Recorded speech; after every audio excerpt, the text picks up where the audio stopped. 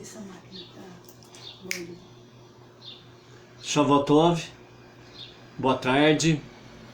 Estamos iniciando uma nova semana. Hoje é dia 31 de janeiro do ano 2021, o último dia do mês de janeiro. E amanhã estaremos iniciando aí o mês de fevereiro.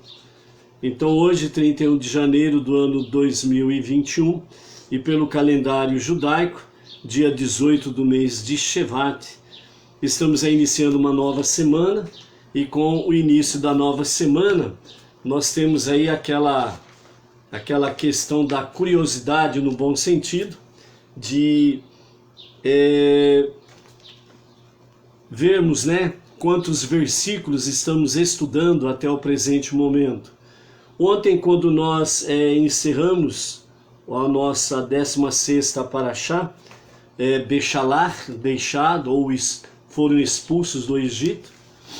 Então, ontem nós encerramos a leitura e o estudo de 2.000 versículos até o momento. Então, até o momento nós estudamos 2.000 versículos nesse novo ciclo dos estudos de Torá. E hoje nós estamos iniciando a 17ª Parashá, a 17ª porção, de nome Itró, que é o nome de Jetro, né? É o sogro de Moshe. E nessa semana nós estaremos estudando, pela misericórdia de Hashem, nós estaremos então estudando 72 versículos nesta Parashá. E no final da semana então nós estaremos aí concluindo 2.072 versículos. Leitura, ouvir a leitura e também estarmos estudando 2.072 versículos. Como disse o nosso Rebbe e os demais sábios do nosso povo, o envolver-se com o estudo da Torá é essencial para cada uma das nossas vidas. E para nós, Bnei Noach, sem sombra de dúvidas, nós estamos dentro do mesmo padrão dos judeus, ombro a ombro, de nos envolvermos com o estudo da Torá. E isso daí também faz com que nós possamos estar ajudando a missão judaica e a nossa própria missão de transformarmos o mundo no lar de Deus, trazendo mais luz da presença divina, Shekhinah, trazendo mais luz da Torá, e junto com isso, através da Torá, nós trazemos luz, a água límpida, trazemos também o pão que fez chover do céu, esse maná espiritual, a Torá. Fazemos com que realmente o mundo possa ter mais fundamento de santidade para dissipar a escuridão e as trevas. E dessa forma, sem sombra de dúvidas, o mal não prospera. Mesmo que você esteja vendo aí de uma certa forma, aparentemente que o mal está progredindo, na realidade é aquilo que os sábios dizem. O momento mais escuro da noite significa que os segundos seguintes começam a brilhar novos fachos de luz para o raiar de um novo dia. Então, não olhe de uma forma negativa aquilo que aparentemente parece que está fazendo com que o mal prospere, ou parece que o mal vai dominar o mundo completamente. Assim não o será. O mal, a escuridão, as trevas, aqueles que estão a serviço do mal, eles não dominarão o mundo, não prosperarão. Por quê? Porque é preciso que haja muita luz irradiante nos quadrantes da Terra para que a revelação de Mashiach venha a acontecer. E nesses últimos tempos estamos vendo aí realmente como que o movimento Bnei Noach, ou seja, como que os não-judeus estão cada vez mais se aproximando do monoteísmo com a sua base, suas raízes judaicas, e estão abandonando a idolatria, os falsos ensinamentos, e estão cada vez mais se aproximando da verdade. Esta é a verdade que de fato liberta, os 5 primeiros livros da Bíblia, e fazendo com que as pessoas se aproximem mais e mais de Deus através do monoteísmo, a crença no único Deus, aquele que é um, único, indivisível e incorpóreo. Esse Todo-Poderoso, ele não é 2 e muito menos 3, nada pode estar associado a ele como divindade, e muito menos ninguém pode ser comparado a ele como divindade para poder ser adorado como Deus. Só ele é Deus, só ele é Salvador. Fora dele não há salvação. Por isso, o Todo-Poderoso, o Criador dos céus e da terra, o único Deus, ele é de fato o único Salvador. E nós não precisamos de nenhum. Como diz o salmista num dos seus cânticos, né? Na terra não há nada mais que eu deseje a não ser a ti, Senhor. Então significa que não há nada mais precioso do que o próprio Deus. Então por isso, cada dia mais precisamos estar aí disseminando, sem sombra de dúvidas, o monoteísmo, com fundamentos e com as suas raízes judaicas, que é exatamente os 5 primeiros livros da Bíblia. E é, sem sombra de dúvidas, a única manifestação divina para um segmento religioso em toda a história da humanidade. A única manifestação de Deus foi no Monte Sinai.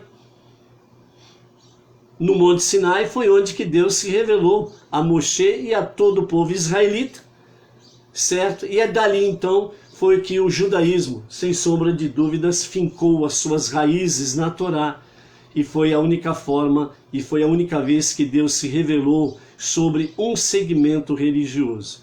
Posteriormente a isto, e nos dias atuais, né, temos aí milhares de segmentos religiosos, mas somente com Moshe no Monte Sinai, e através disso daí que surgiu o judaísmo, foi a única manifestação de Deus sobre segmento religioso. Fora isso daí, são criações dos homens, né, sem fundamentos nos 5 primeiros livros da Bíblia. Por isso, nada se compara ao nosso Deus. Ninguém pode estar associado, como disse o faraó, ao vosso Deus, quando ele se referiu ao Deus de Moshe, ao Deus dos hebreus, certo? Então, esse é o único verdadeiro Deus, está nas Escrituras, ok? Se alguém não concorda, é só passar lá pelo escritório divino e conversar com ele. E aí, você que se entenda com ele. Não entro nessa discussão. Positivo? Vamos em frente? Então, vamos então adentrar, né, em preparação para adentrarmos na nossa 17ª Parashá, Itró, que é o nome do sogro de Moisés. Vamos ver o que o Rebbe nos fala no dia de hoje, através da sua sabedoria. Então hoje nós estamos a 135 dias de Rosh Hashanah, 5.781. Ou seja, estamos no 135º dia de 5.781. E o Rebbe nos diz assim para este dia: os desafios da vida são isométricos à alma. Eles forçam seus poderes interiores a sair. Os desafios da vida são isométricos à alma. Primeiramente, nós precisamos discernir aí o que o Rebbe quer dizer com isométrico, né? Você sabe o que é isométrico? Eu não. Eu fui buscar no dicionário para saber o que é isométrico. Então vamos lá entender o que é isométrico?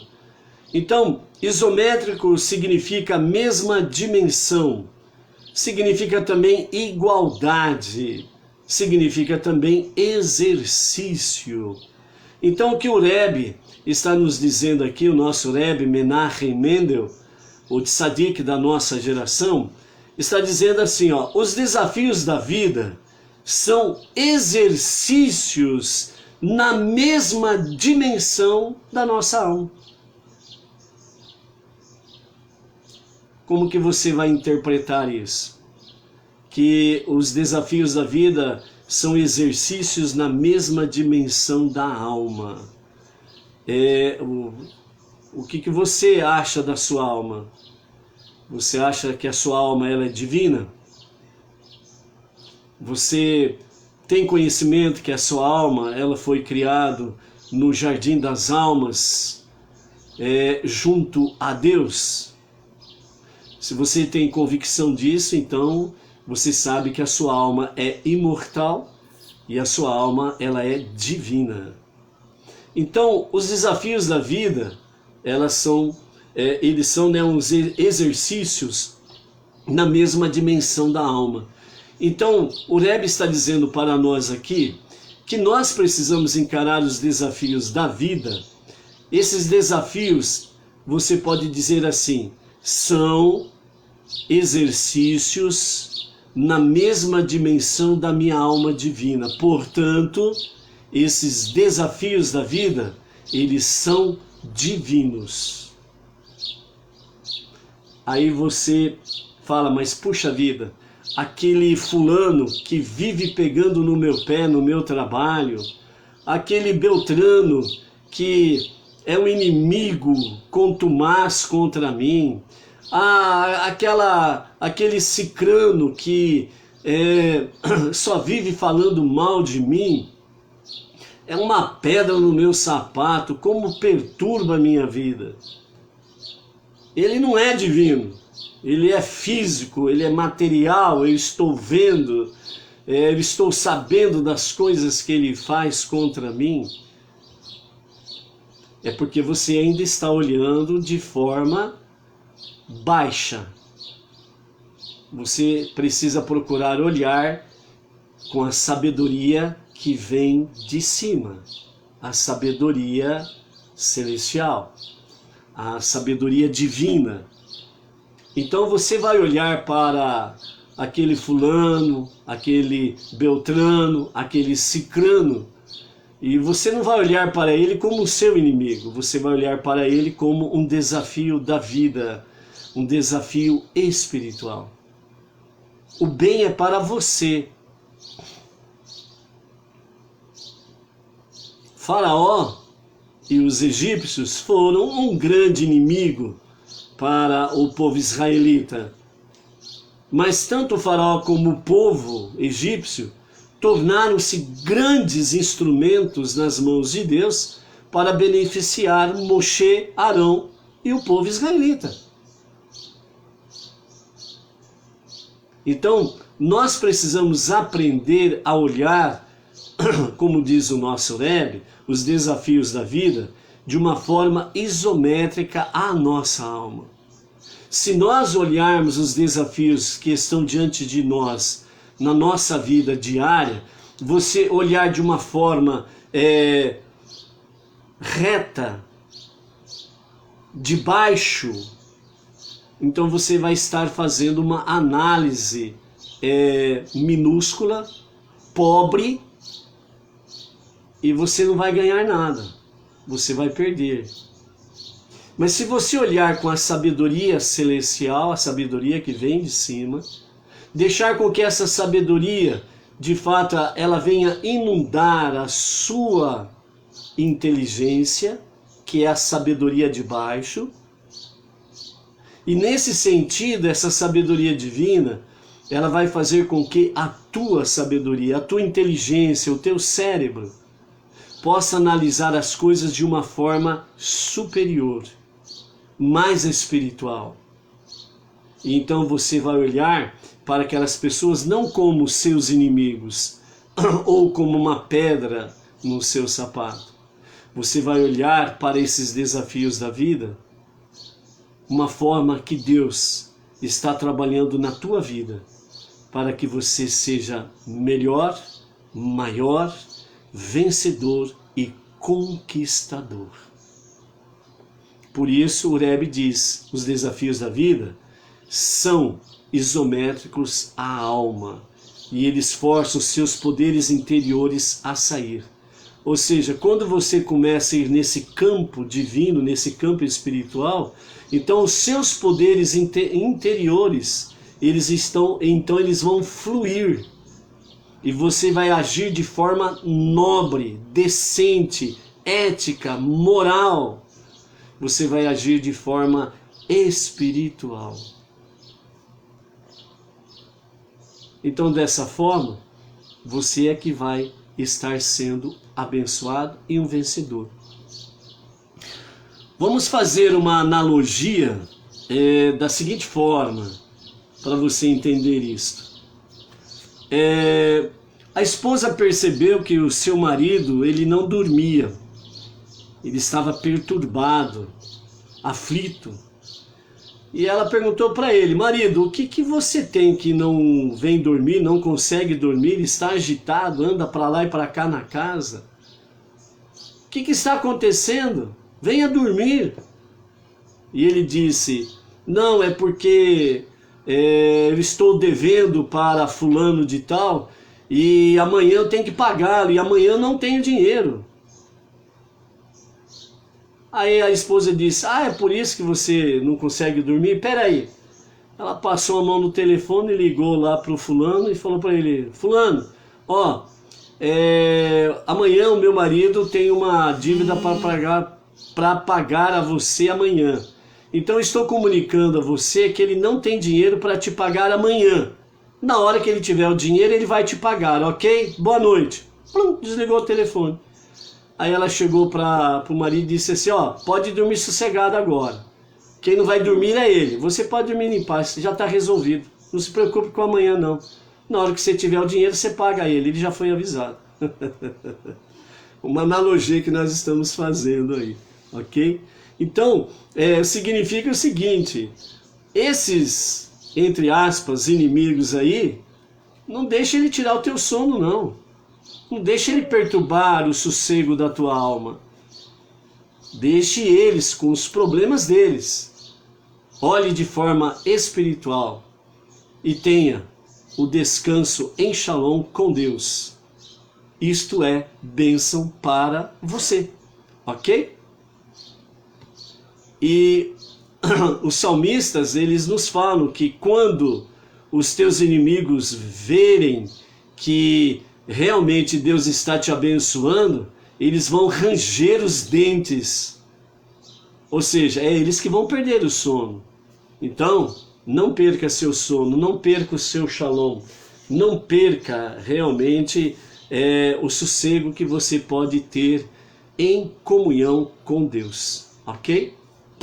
Beleza, vamos em frente, aprendendo as lições. Vamos entrar então na nossa 17ª Parashá, Yitro, e vamos ver aí algumas coisas na nossa introdução à nossa 17ª Parashá, Yitro. Yitro era um adorador de ídolos. Na realidade, ele chegou a adorar todos os ídolos existentes em sua época, né? Por isso que ele era chamado sacerdote de Midian, porque ele conhecia todos os segredos da idolatria, das divindades, e ele adorava, né, todas as divindades existentes da sua época. Então, a nossa Parashá, ela traz como título o nome de um adorador de ídolos. Por quê? Os adoradores de ídolos, segundo os nossos sábios, falam bem explicitamente. Os adoradores de ídolos, antes de continuarmos, eu quero chamar a atenção de você, Benei Noach, que aqui nós temos uma grande lição para os Benei Noach, com referência ao tratamento para com as pessoas que têm ídolos. E eu acredito que poderá chocar alguns. E eu amo quando choca alguns. Eu vibro com isso. Quando as lições da Torá, elas trazem choque, faz realmente a pessoa tremer e coloca a sua mente a 1000 por hora, isto é maravilhoso. Eu amo isso daí. Eu amo isso daí.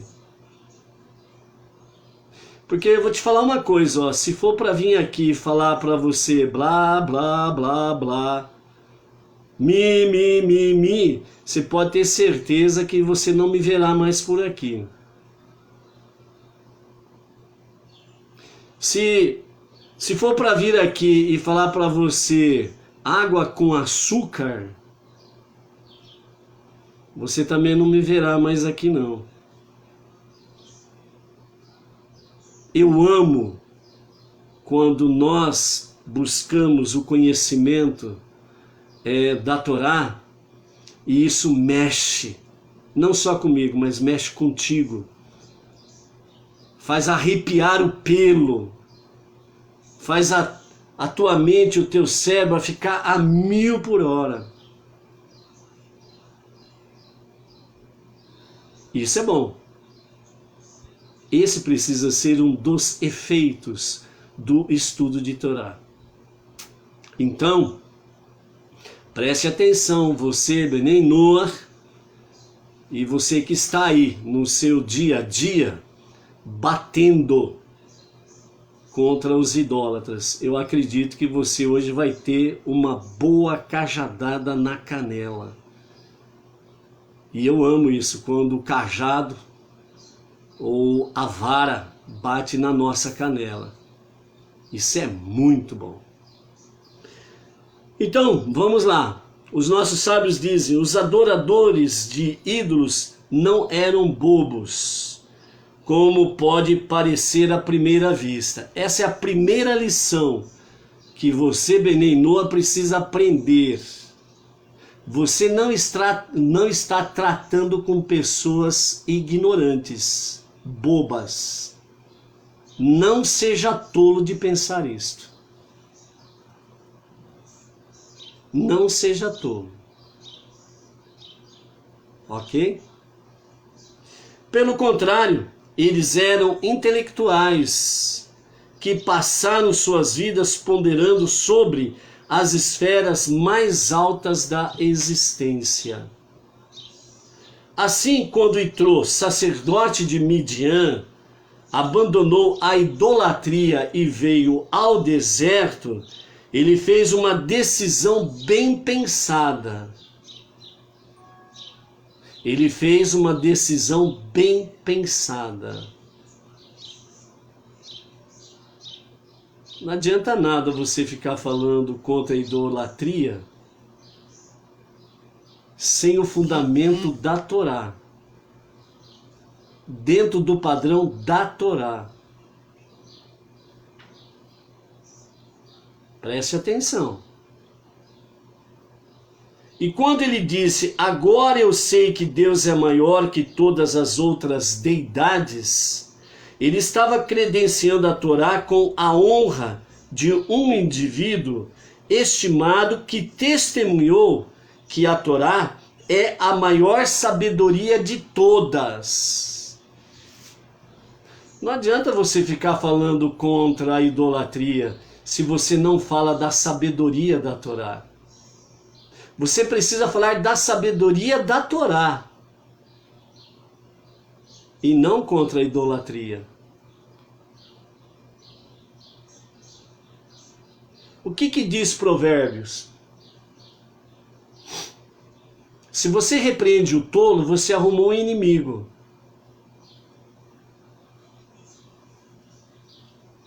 Se você ensina um sábio,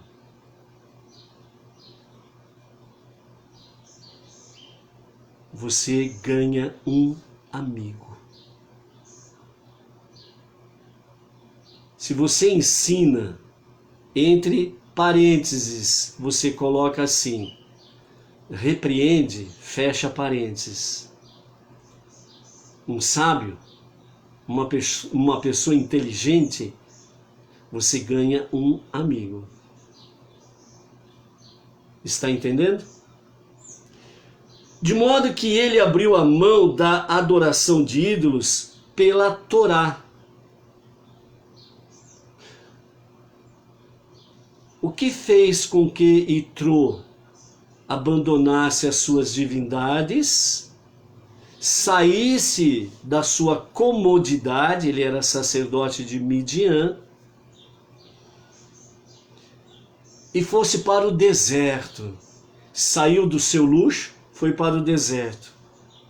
Saiu de todas as suas honrarias como sacerdote de Midian e humilhou-se no deserto, indo ao encontro de Moshe. Foi porque falaram para ele contra a idolatria? Ou porque ele ficou sabendo o que o Deus de Moisés estava fazendo por ele e pelo seu povo? O que foi que fez que Yitro analisasse com inteligência? Quem era o Deus dos hebreus? Segundo a Hassidut, ensina que há uma implicação sutil de adoração de ídolos em qualquer mitzvah que é feita por um motivo oculto. O adorador de ídolos, ele olha para uma força diferente do Deus verdadeiro, e uma mitzvah executada sem as intenções corretas também é um ato que é determinado por outro motivo que não a vontade de Deus.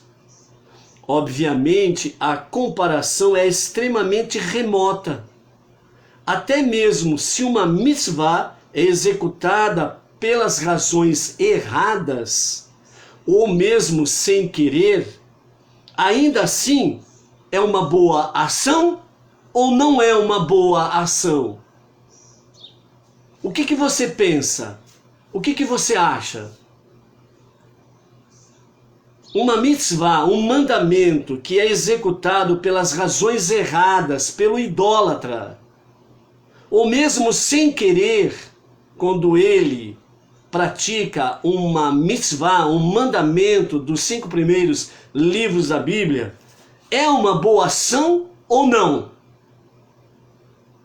O que você pensa sobre isso? Segundo os sábios, eles dizem assim: o fato continua sendo que um motivo oculto dá a uma mitzvah um cheiro de idolatria. Não é isso? É isso que nós pensamos. É isso que você pensou. Se ele é idólatra e ele pratica uma mitzvah, um mandamento, esse mandamento parece que está cheirando idolatria. Mas os sábios assim dizem. Será que uma pessoa deveria deixar de fazer mitzvot, de praticar mandamentos, se seus motivos não são puros? Os sábios estão perguntando. Você saberia responder aos sábios a esta pergunta? Será que uma pessoa deveria deixar de fazer, de praticar mandamentos segundo os 5 primeiros livros da Bíblia, se seus motivos não são puros? Às vezes alguém diz não, às vezes outros dizem sim, mas os sábios respondem para aprendermos: não, de forma alguma eles devem parar de praticar aquele mandamento ou aqueles mandamentos, mesmo sendo sem querer ou mesmo sendo idólatras. Eles não podem parar de praticar o mandamento. Uma pessoa sempre deve continuar observando os mandamentos, as mitzvot, até mesmo se seus motivos não são completamente puros, porque ela as fará pelas razões certas. As pessoas fazendo ou sem querer, ou mesmo sendo idólatras, praticando mandamento, segundo os 5 primeiros livros da Bíblia, elas estão fazendo pelo motivo certo. Por quê? Porque o mandamento é santo. A mitzvah é santa. Então, a pessoa se tornará como Itró. Porque todas as boas ações que ela executou pelas razões erradas em sua adoração a ídolos serão devolvidas a Deus em santidade.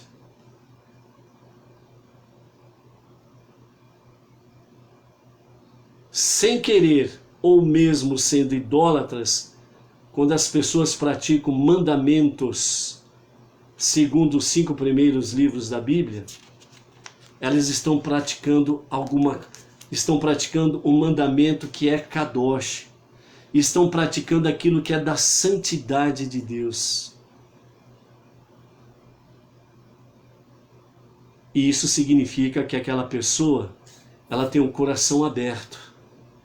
E a qualquer momento, elas podem sim abandonar a idolatria pela sabedoria da Torá.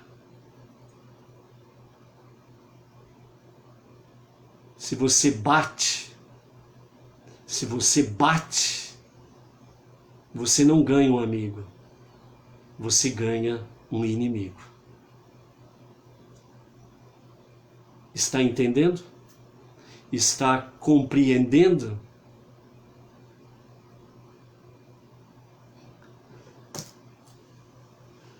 Analisando outro ponto sobre a ida, essa paraxá traz o nome de Itró, o sacerdote de Midian, identificado dessa forma, e portanto um idólatra. Mas, segundo Rashi, quando nos fala a nossa aliá, que é a primeira aliá da semana, e ela está no capítulo 18 de Shemot, Êxodo, e vai do versículo 1 até o versículo 12, nos fala que Itró, sacerdote de Midian, sogro de Moshe, ouviu a respeito da abertura do mar de juncos e da guerra contra Amaleque, de tudo que Deus tinha feito por Moshe e seu povo Israel, dando-lhes maná e água no deserto, e mais importante, tirando o povo do Egito. E Itró, sogro de Moshe, trouxe com ele a esposa de Moshe e os seus 2 filhos. Então, a pergunta que Rashi faz aqui, dizendo assim: mas se Itró não veio para se converter, então por que ele veio? Segundo Rashi, no momento em que Itró foi ao deserto, ele não foi para se converter. Então Rashi pergunta, então por que ele foi a Moshe e ao povo no deserto?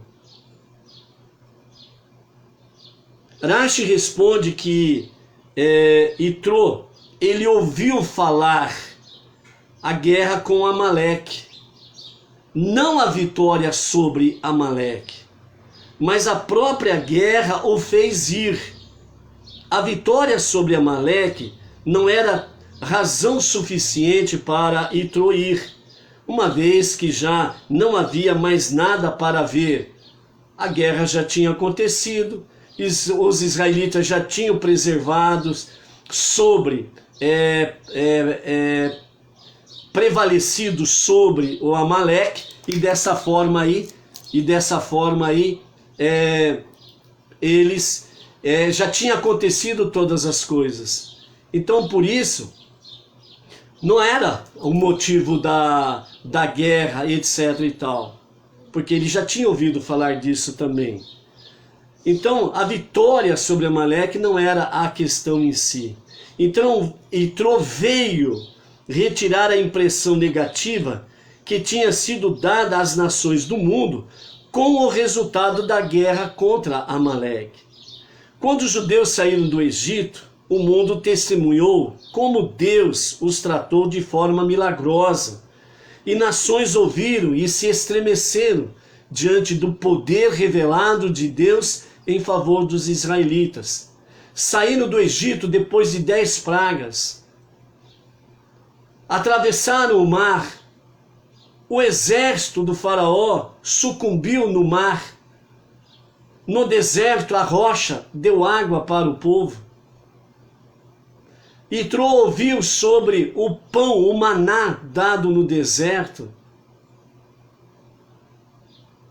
Itrô ouviu que Amaleque ousou ir contra os israelitas, atacar os israelitas depois de todas estas maravilhas. Então, Amaleque mostrou audácia descarada. Eles não estavam assustados pelos judeus e eles foram fazer guerra com eles, apesar dos milagres que tinham acontecido.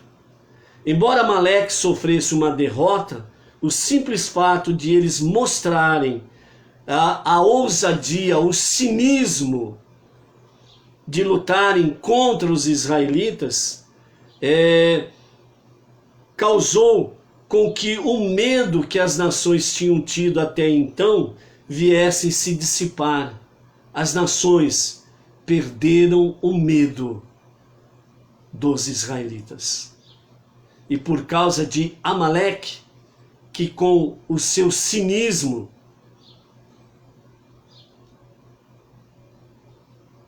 porque eles simplesmente ignoraram a Deus, não tiveram temor a Deus por tudo aquilo que ele fez em favor do povo israelita. Eles simplesmente, Amaleque, e os seus vieram simplesmente com cinismo. Onde está o teu Deus? Cadê o teu Deus? Nós estamos fazendo guerra contra vocês. Cadê o teu Deus? Então o cinismo, a malícia, a perversidade de Amaleque, que comandou o seu exército contra os israelitas, o temor que as nações tinham, Amaleque fez com que as nações perdessem este temor, que não respeitassem o Deus dos israelitas e nem o povo de Deus. Por isso, até hoje, muitos fazem guerras contra os judeus, contra Israel, por causa dessa desgraça chamada Amaleque. Então é exatamente isso que nós vimos ontem. Quem é Amaleque? Amaleque nasceu de Tímina. Tímina era filha de Elifaz e a sua mãe. Elifaz cometeu adultério com a mãe de Timiná, que era da terra de Seir, o Oreu. E ela não era filha legítima de Elifaz, que Elifaz era filho de Esaú, e portanto neto de Isaac, bisneto de Avraham. E Tímina, ela tinha ambição, paixão para fazer parte da família de Abraão. E ela queria ser esposa do seu próprio pai.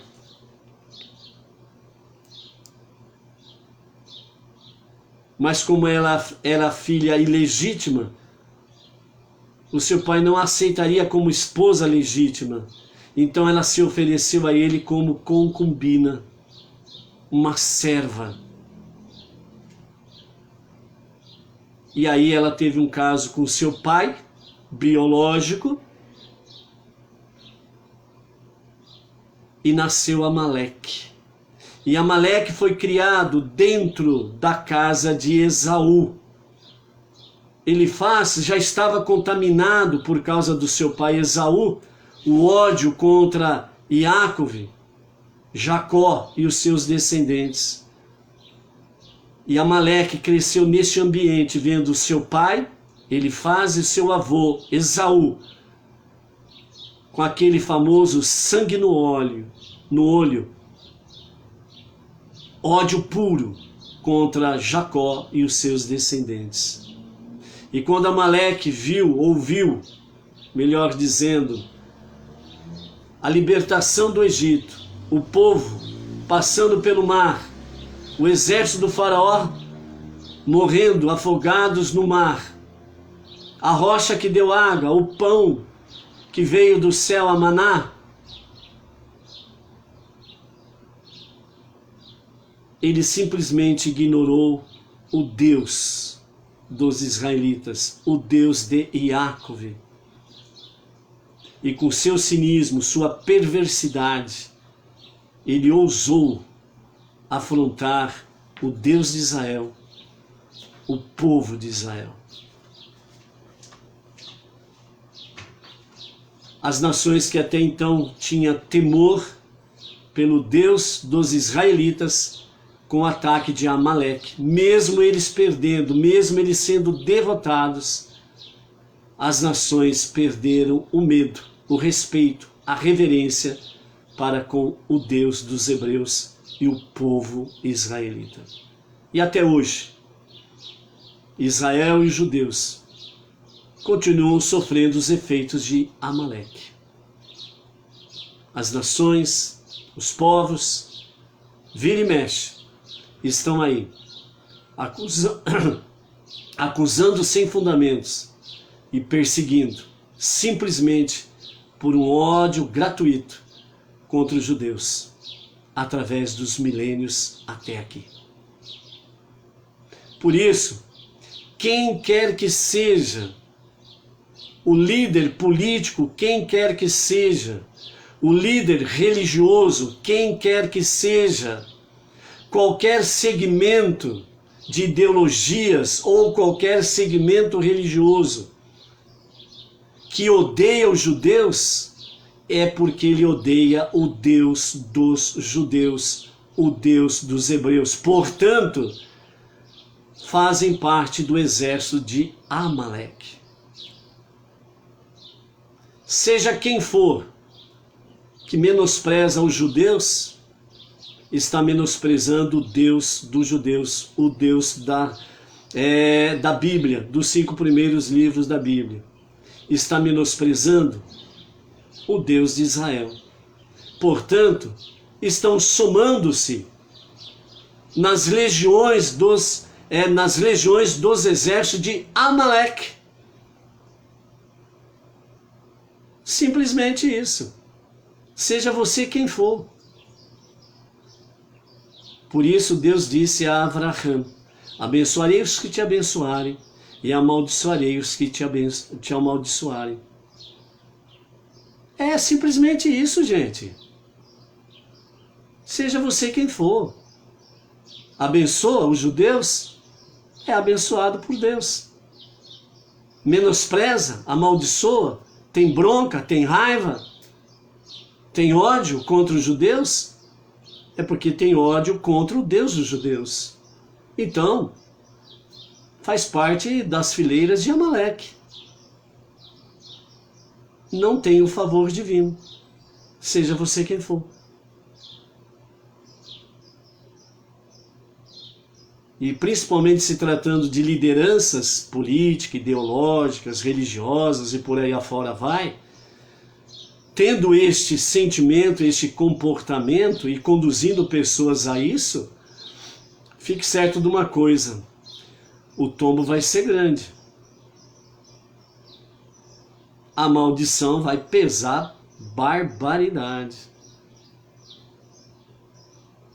Por quê? Porque o pacto que Deus fez com Abraão é eterno. Abençoarei os que te abençoarem e amaldiçoarei os que te amaldiçoarem.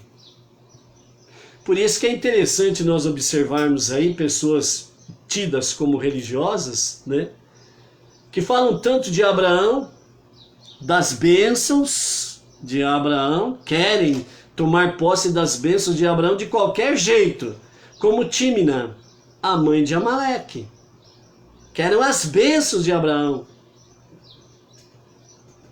Só que não querem serem comprometidas com o Deus de Abraão. Querem apenas as bênçãos. Itró, o sacerdote midianita, o adorador de deuses, portanto idólatra, ele foi muito mais temente ao Deus de Israel do que muitos líderes religiosos e segmentos religiosos que foram aparecendo através dos milênios.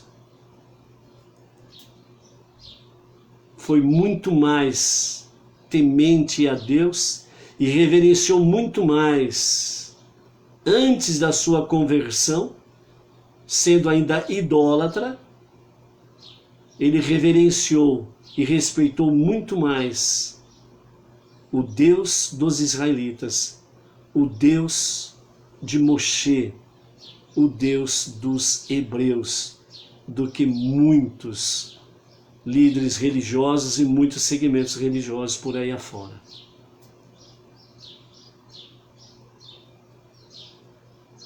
Então, as lições que nós temos aqui com Itró são maravilhosas se nós aprendermos e pusermos em prática de forma correta. De forma correta. Não adianta nada você sair por aí batendo contra a idolatria e os idólatras, se você não fizer como Moshe. Falar da sabedoria da Torá, com sabedoria e com entendimento. Mostrar a verdade, a sabedoria, as bênçãos, as preciosidades que tem na Torá. Porque, como dizem os nossos sábios, entre eles os próprios comentários do nosso Menachem Mendel, o nosso Rebbe, onde nos fala na introdução da nossa Parashá Itró. Será que uma pessoa deveria deixar de fazer mitzvot se seus motivos não são puros? Não, de forma alguma. Eles não podem deixar de continuar a praticar mandamentos que estão dentro dos 5 primeiros livros da Bíblia, mesmo que os seus motivos não são puros. Porque o mandamento é santo. O mandamento é cheio de sabedoria da Torá. E quando você propaga a luz da Torá, quando você propaga a sabedoria da Torá, isso vai somar com este ato ou estes atos que eles estão praticando. E é através disso daí que a centelha divina que há em cada um ou em cada ser humano vai fazer isto, pum, explodir numa sabedoria que faz com que as pessoas venham convergir para o Deus de Abraão, Isaque e Jacó. Venham convergir para o Deus dos hebreus, o Deus de Israel, o Deus dos 5 primeiros livros da Bíblia. Por isso, Itró, o sacerdote de Midian, o idólatra de Midian, ele ouviu acerca das sabedorias e dos atos maravilhosos que Deus fez em favor de Moshe e todo o povo israelita.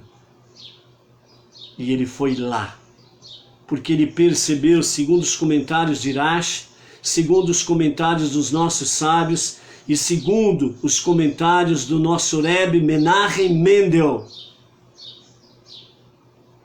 Ele foi lá porque ele teve a sensibilidade de perceber que a moral do povo israelita estava baixa, mesmo com a vitória sobre Amaleque. A moral estava baixa por quê? Porque Amaleque, com cinismo e perversidade, ousou afrontar o Deus de Israel e o seu povo. E isso fez com que as nações demais perdessem esse temor e esse respeito para com o seu Deus e o seu povo. Então ele, Itró, o grande sacerdote midianita, reconhecido entre todas as nações como um grande sacerdote conhecedor dos segredos da idolatria e das deidades, muito respeitado entre as nações. Ele, esse grande líder idólatra, ele saiu do seu conforto, da sua zona de conforto,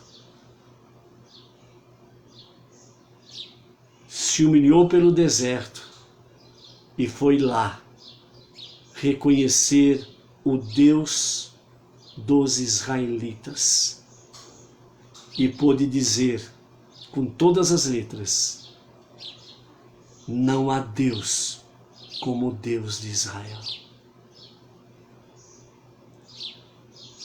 Isto fez novamente reerguer a moral do povo. Porque foi aí, segundo os nossos sábios, o nosso Menachem Mendel, o nosso Rebbe, foi nessa conversação com Moshe, com os anciãos do povo, que foi nesse momento que Itró se converteu ao Deus da Torá, ao Deus dos israelitas.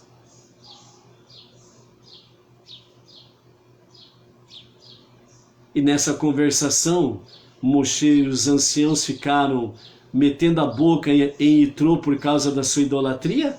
Ou eles falaram sobre a providência divina, a sabedoria de Deus, a sabedoria dos mandamentos, das mitzvot, falando a respeito dos grandes atos de Deus? Qual foi a conversação? Para que Itró pudesse chegar e dizer: grandes coisas tem feito Deus por este povo, e não há Deus igual a este. Ele é superior a todas as outras deidades.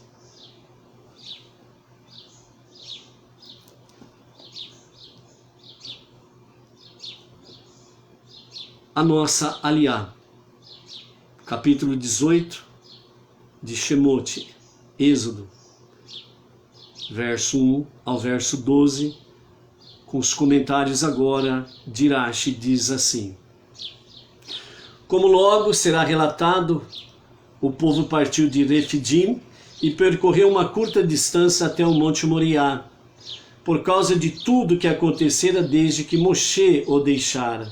Itró, o antigo governante de Midian, sentiu grande orgulho de ser sogro de Moshe, quando soube da abertura do mar e da guerra com Amaleque.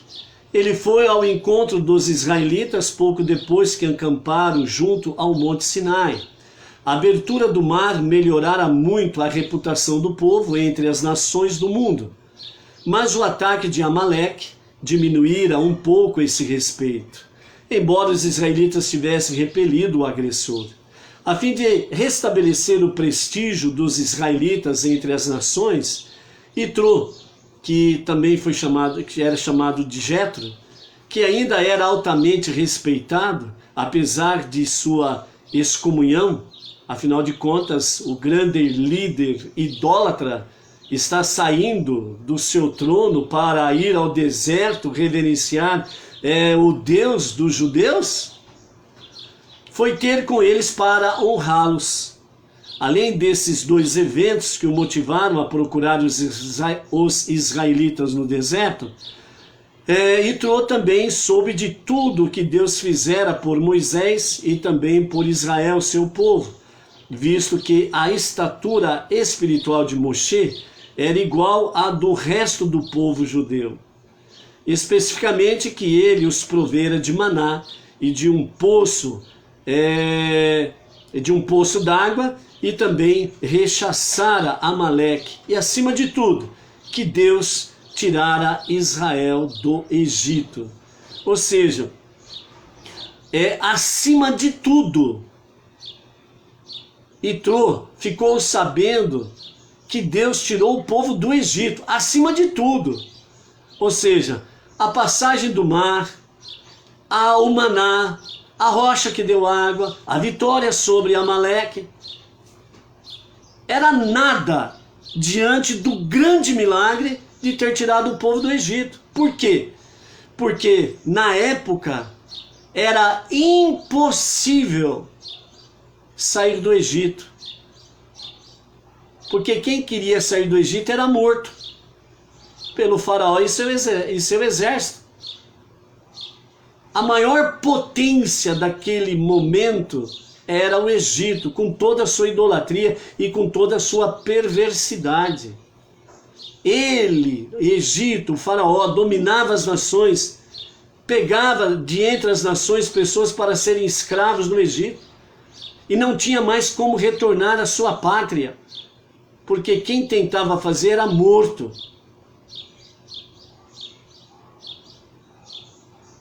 Então era impossível sair do Egito. E por isso é mencionado aqui que acima de tudo, que Deus tirara Israel do Egito. Verso 2, então, Itró, sogro de Moisés, tomou de Siporá, mulher de Moshe, depois que ela fora mandada embora. E os dois filhos dela, o nome de um era Gershom, porque Moisés dissera, tenho sido estrangeiro em terra alheia.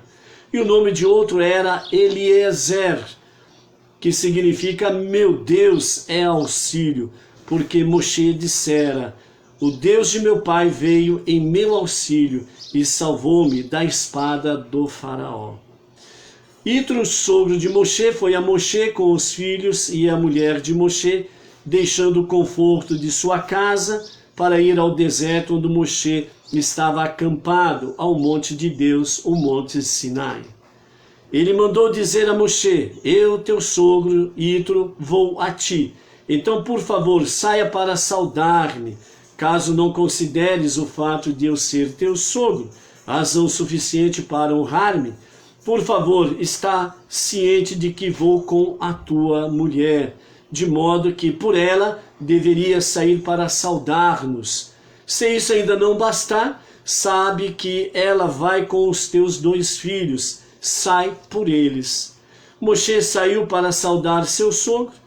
Quando Arão e os filhos viram Moshe sair, seguiram-no, e o resto do povo foi atrás dele. Itró, portanto, foi tratado com muita honra. Moisés prostrou-se e beijou o seu sogro Itró.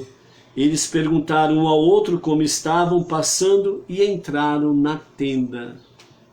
A fim de encorajá-lo a juntar-se ao povo judeu, Moisés contou a seu sogro tudo o que Deus fizera. Observem aí.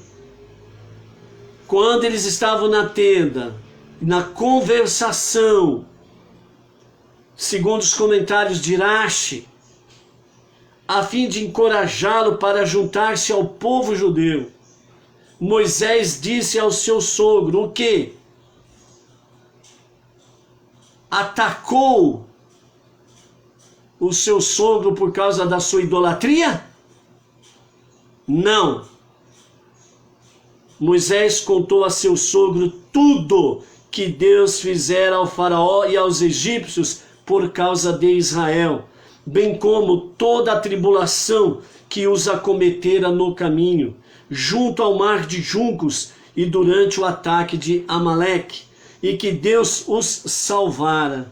Itrô alegrou-se com todo o bem que Deus fizera a Israel, tendo-lhes fornecido maná e um poço, e ensinando partes da Torá.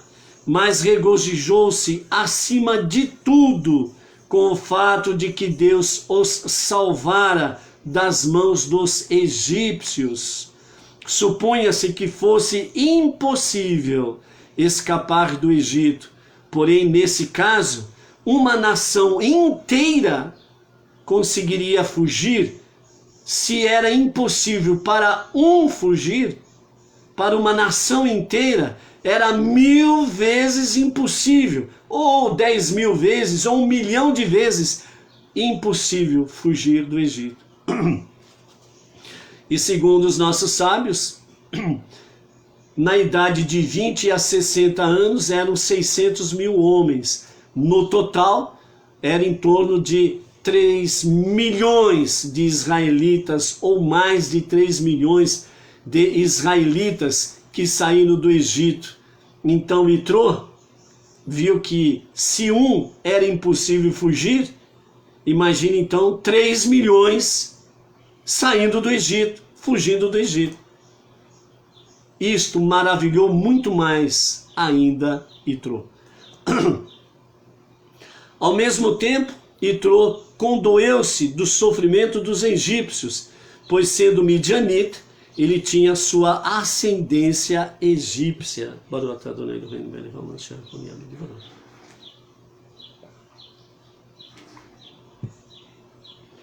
Quando escutou que os egípcios se haviam afogado no mar de juncos e tido o mesmo destino que desejavam infligir aos judeus, Itrô disse: Louvado seja Deus que vos salvou das mãos dos egípcios, um povo difícil, e também das mãos do faraó, um rei difícil, e que livrou o povo da autoridade dos egípcios.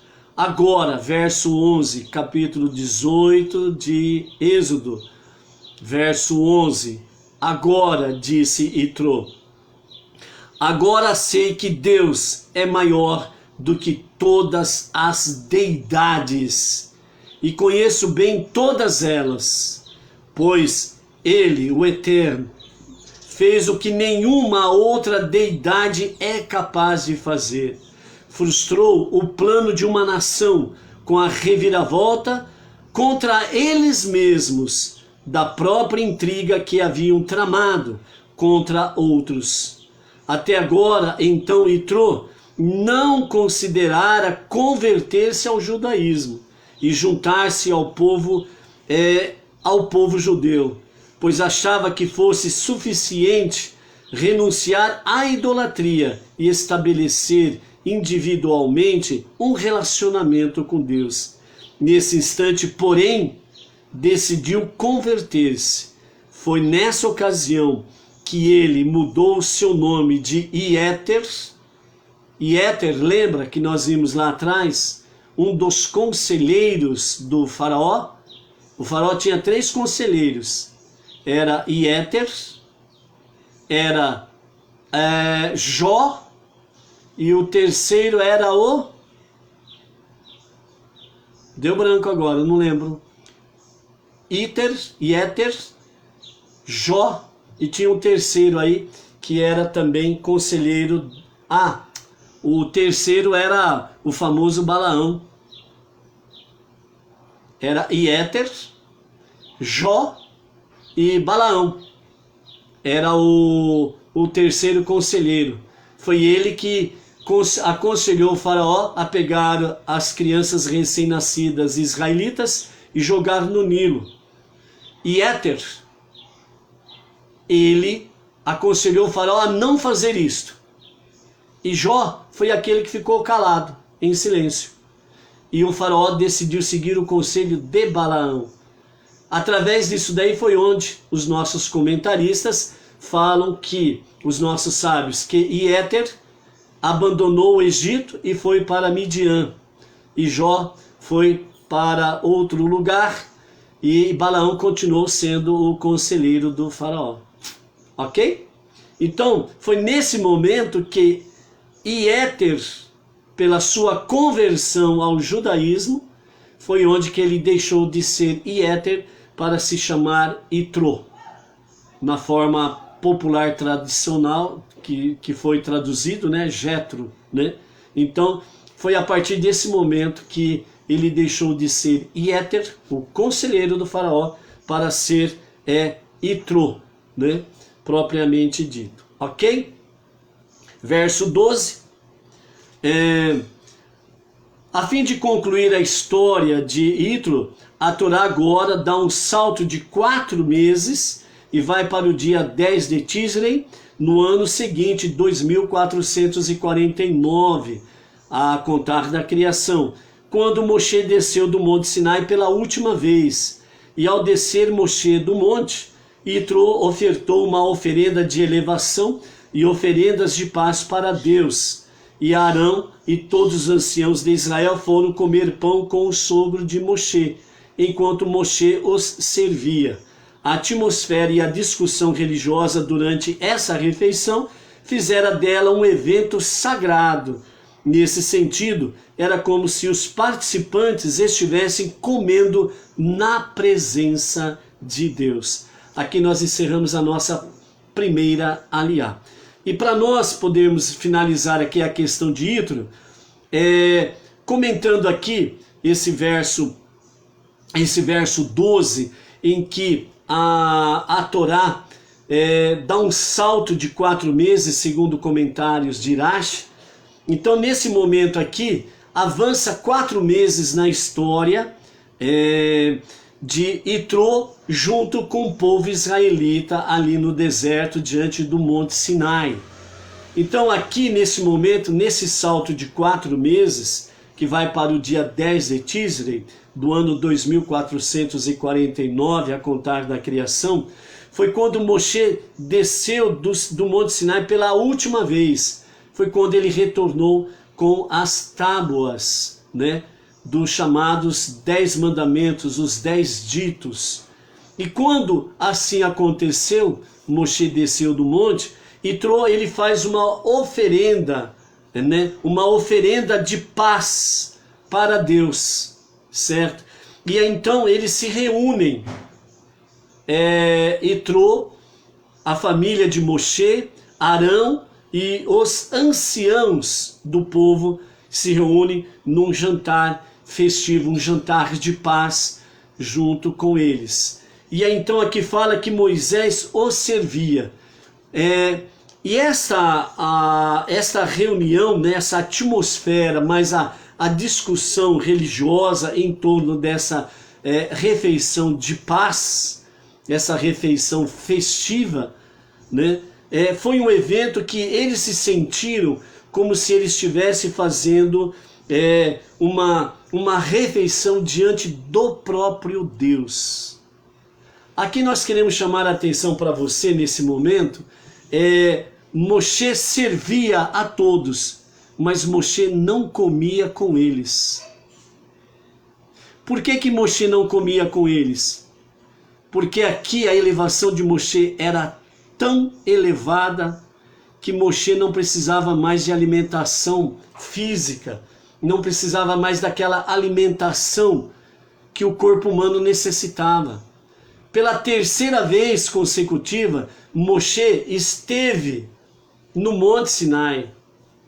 E ali permaneceu pela terceira vez 40 dias e 40 noites, sem comer e sem beber, fisicamente falando. Fisicamente falando. Ou seja, ele estava sendo sustentado pelo próprio Deus. E quando vem aqui nessa refeição festiva, que que Itrô fez uma oferenda de paz, uma oferenda festiva para Deus, e ele se reúne nesta refeição, e eles, segundo Rashi, diz que eles estavam ali nessa refeição como se estivessem diante da própria presença divina. Como se Deus estivesse ali, numa visão humana para entendermos, como se Deus estivesse ali fisicamente. Por que eles se sentiram dessa forma? Por causa de Moshe. A presença divina em Moshe era tão real, tão verdadeira, que eles se sentiram dessa forma, segundo os nossos comentaristas, segundo Urashi. Então aqui nós vemos um momento muito sublime. Itró, o ex-sacerdote idólatra de Midian, o ex-líder idólatra das nações, que não era mais Iéter, o conselheiro do faraó, mas era Itró, que se converteu ao judaísmo, ao Deus de Moshe, ao Deus de Abraham, Isaac e Jacob. Porque ele ouviu a verdadeira sabedoria da Torá. E ele ouviu de homens íntegros e inteligentes que souberam compartilhar com o grande sacerdote idólatra a sabedoria da Torá. Que nós possamos aprender com Itró e possamos aprender com Moshe e os anciãos do povo israelita. E sabermos com sabedoria, com inteligência, compartilhar às pessoas a sabedoria da Torá. Que possamos ver cada dia mais o movimento Bnei Noach Brasil crescendo com sabedoria, com inteligência, com o verdadeiro temor aos céus, levando a unidade e a unicidade do nosso Deus. Nós fomos conquistados pelos nossos rabinos, principalmente o nosso Rav Yaakov Geranstadid. Nós somos conquistados pela sabedoria da Torá e não com acusações. Fomos conquistados pela inteligência da Torá. Fomos conquistados pelo amor da Torá, revelada através dos rabinos que têm, pelos quadrantes da terra, levado a unidade e a unicidade de Hashem, levado a sabedoria da Torá e o amor incondicional de Deus pelo ser humano, seja ele qual for. E para nós chegou de uma forma mais concisa, presente, real, principalmente a partir do ano 2012 para nós aqui no Brasil, através do nosso Rav Yaakov Geranstadid. Essa mesma sabedoria, essa mesma simplicidade, esse mesmo carisma, esse mesmo amor da Torá. E hoje nós estamos aqui, no movimento Bnei Noach Brasil, em quase todos os estados do Brasil, para seguirmos o exemplo do nosso mestre, Rav Yaakov Geranstadid, para que, com a sabedoria da Torá, com a inteligência da Torá, com o amor da Torá, possamos ver o nosso movimento crescendo, dissipando a escuridão e as trevas, para que mais e mais possamos sermos grandes diante do nosso grande Deus, nosso Todo-Poderoso. Que cada dia mais possamos engrandecer o Deus da Torá. Uma ótima semana para você e que sejas grandemente abençoado com a sabedoria, a inteligência e o amor da Torá. Amanhã, às 14 horas, à tarde, com a Torá. Shalom, shalom.